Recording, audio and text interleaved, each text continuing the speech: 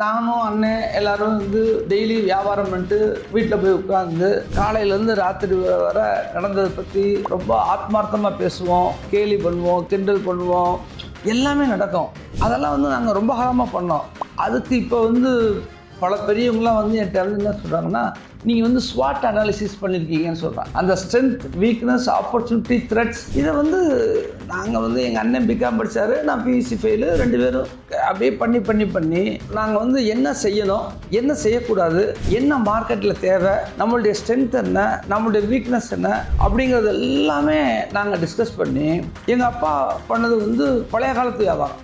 Latest பொருளுக்கு மரியாதை இருக்குது, ஆனால் மார்க்கெட்டில் இல்லை, தருவிக்கலை, யாரும் செய்யலை. அப்போ எல்லாம் ரெட்டவடம், உக்கழுத்து செயின், தண்டட்டி, அட்டியல், வளையல் இப்படி தான் வைப்பாங்க. ஸோ நாங்கள் வந்து டோட்டலாக மாறினோம். அப்போ வந்து எமர்ஜிங் ஹப்பு வந்து கோயம்புத்தூர். அப்போவே வாரத்துக்கு 2 தடவை கோயம்புத்தூர் போவோம், மேனுஃபேக்சரை பார்ப்போம், புதுசாக இன்ட்ரடியூஸ் பண்ணுவோம். இந்த மாதிரி நிறைய விஷயங்களை வந்து புதுமையாக பண்ணோம், எனர்ஜியாக பண்ணோம். ஸோ எங்களுக்கு வந்து வளர்ச்சி வந்து ரொம்ப நல்லா இருக்கு.